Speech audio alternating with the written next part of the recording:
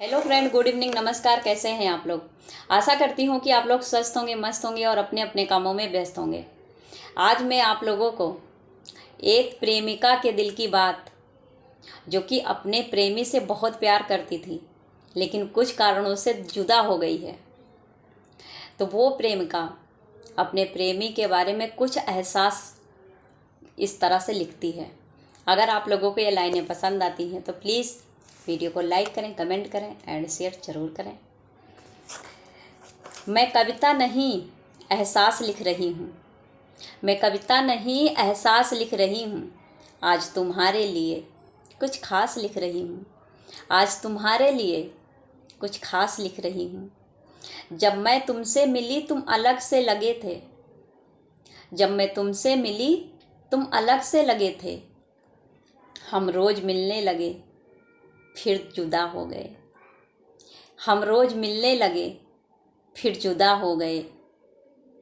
आज तुमसे मिलने की आस लिख रही हूँ, आज तुमसे मिलने की आस लिख रही हूँ। मैं कविता नहीं एहसास लिख रही हूँ, तुम्हारे लिए कुछ खास लिख रही हूँ, तुम्हारे लिए कुछ खास लिख रही हूँ। अजनबी से तुम पहचान बन गए, अजनबी से तुम पहचान बन गए।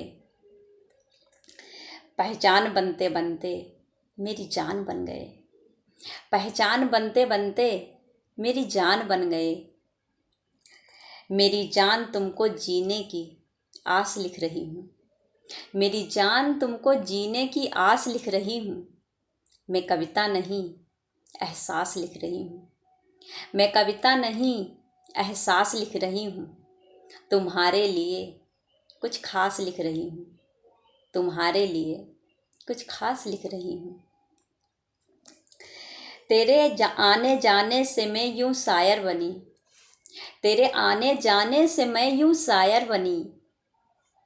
शब्द कागज पर कैसे बैठते हैं पता ही नहीं, शब्द कागज पर कैसे बैठते हैं ये पता ही नहीं। अपने सीने में दबी हुई सांस लिख रही हूँ, अपने सीने में दबी हुई सांस लिख रही हूँ। मैं कविता नहीं एहसास लिख रही हूँ, मैं कविता नहीं एहसास लिख रही हूँ। आज तुम्हारे लिए मैं कुछ खास लिख रही हूँ, आज तुम्हारे लिए मैं कुछ खास लिख रही हूँ।